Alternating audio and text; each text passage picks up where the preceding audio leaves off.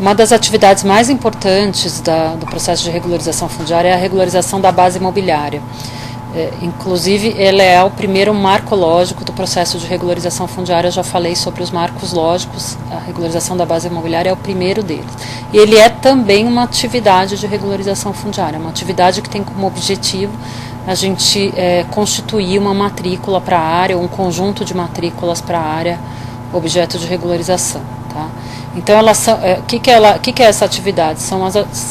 Ela é compreendida por aquelas ações que vão levar à abertura dessa matrícula, ou à retificação dessa matrícula, ou à verbação nessa matrícula no registro de imóveis necessária para o procedimento de regularização fundiária. Tá? Essa atividade, ela tem esse nome genérico, regularização da base imobiliária, porque embaixo dela a gente pode ter um monte de coisa, na verdade. E, dependendo do caso, ela vai variar bastante. Então, por exemplo, eu tenho uma área pública que não tem matrícula no registro de imóveis ainda. Ela é pública porque uma lei diz que ela é pública, porque a Constituição diz que ela é pública, ou porque ela se tornou pública pelo parcelamento do solo, enfim, ela é pública, mas ela não tem matrícula. Então, nessa atividade de regularização da base imobiliária, para este caso, a ação o objetivo o produto é abrir essa matrícula no registro de imóveis para essa área pública. O que eu preciso para fazer isso, usando esse exemplo? Eu preciso da cartografia. Por quê? Porque eu preciso do levantamento preciso do perímetro da minha intervenção. Eu preciso da minha pesquisa fundiária no cartório de imóveis, tá? E da pesquisa dominial. Então, ela é pública por uma lei? Cadê essa lei? Eu fiz a busca no cartório e recebi as certidões negativas, cadê essas certidões negativas? Tá? Então, esses são os insumos para essa atividade. Como que eu vou requerer a minha etapa para finalização dessa atividade? Então, eu preciso de uma cartografia porque eu preciso do levantamento perímetro, eu preciso da pesquisa fundiária porque eu preciso saber de quem que é a área e como isso está no registro de imóveis.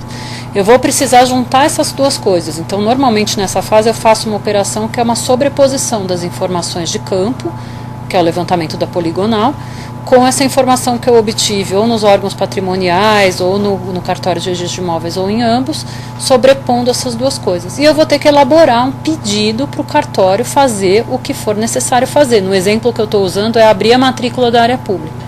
Então, eu vou ter uma peça escrita nessa etapa, que é o requerimento de registro, de abertura de matrícula dessa área.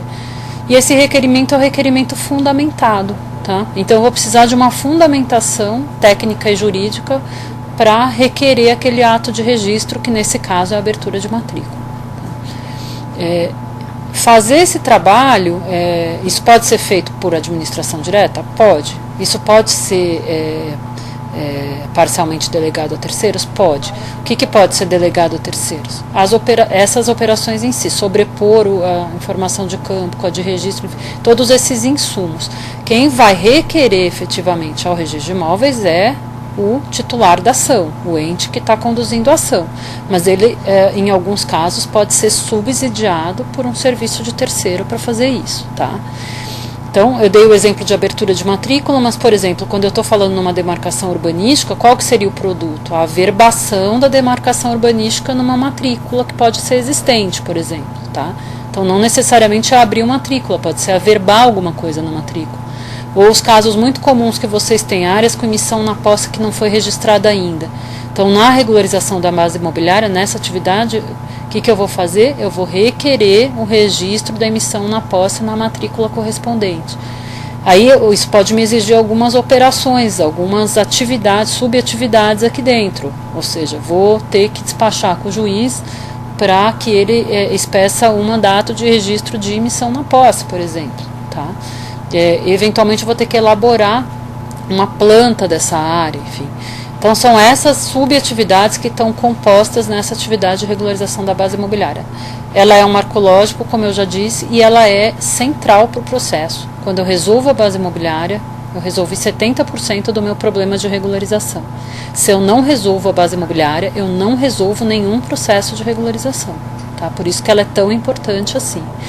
Ela pode exigir, além de abertura de matrícula, eu posso ter que unificar, quando eu falei em mosaico de áreas, às vezes eu vou ter uma ação de unificar a matrícula, eu não tenho que abrir matrícula, mas eu tenho uma poligonal que envolve algumas matrículas, eu vou ter que unificar essas matrículas.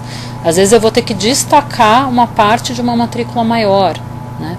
Enfim, tem uma série de situações que são possíveis de estarem envolvidas nessa grande atividade de regularização da base imobiliária. O controle e aceitar um produto que não contemple a totalidade de cadastros na área. Tá? A situação de recusa é uma situação que pode ser aceita. Por exemplo, a situação de o morador que está ausente, por exemplo, o morador é possuidor de uma determinada casa, mas ele está no seu estado de origem provisoriamente por alguma questão, e no processo de cadastro esse morador não foi localizado. Isso também é uma situação que, garantidas as revisitas, precisa ser documentada e pode ser aceita. Enfim, são questões aí que precisam ser cuidadas no processo de cadastro social.